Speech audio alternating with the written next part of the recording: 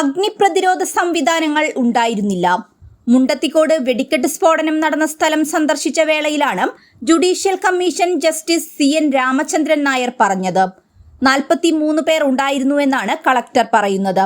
27 പേർ രക്ഷപ്പെട്ടിട്ടുണ്ട്. ബാക്കി 2 പേരാണ് ആശുപത്രിയിൽ കഴിയുന്നത്. രക്ഷപ്പെട്ടവരുടെ മൊഴി രേഖപ്പെടുത്തും. ടേംസ് ഓഫ് റെഫറൻസ് തീരുമാനിച്ച ശേഷം തുടർ നടപടികളുണ്ടാകും.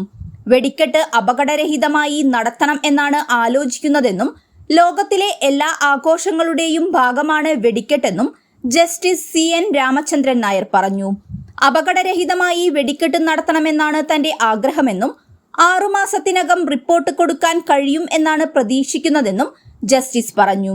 സ്പാർക്ക് ഉണ്ടായതായി ആരോ പോലീസിനെ മൊഴി കൊടുത്തിട്ടുണ്ട്. അത് പരിശോധിക്കും. ഇനി പരിശോധനയുടെ ആവശ്യമില്ല. എല്ലാവരെയും തിരിച്ചറിഞ്ഞിട്ടുണ്ട് എന്നാണ് കളക്ടർ പറയുന്നത്.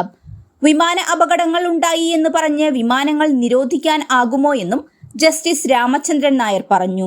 വലിയൊരു തൊഴിൽ മേഖലയാണ് കരിമരുന്ന് നിർമ്മാണമെന്നും അത് പൂർണ്ണമായി ഉപേക്ഷിക്കാൻ കഴിയില്ലെന്നും ജസ്റ്റിസ് പറഞ്ഞു. അപകടകരമായ സാഹചര്യത്തിലാണ് നിർമ്മാണം നടന്നിരുന്നതെന്ന വിമർശനം കമ്മീഷൻ ഉന്നയിച്ചു. 3 കുടിലുകളാണ് ഉണ്ടായിരുന്നത്. പ്ലാസ്റ്റിക് കവറുകൾ വലിച്ചുകെട്ടിയ വേറെയും ഷെഡുകൾ ഉണ്ടായിരുന്നു.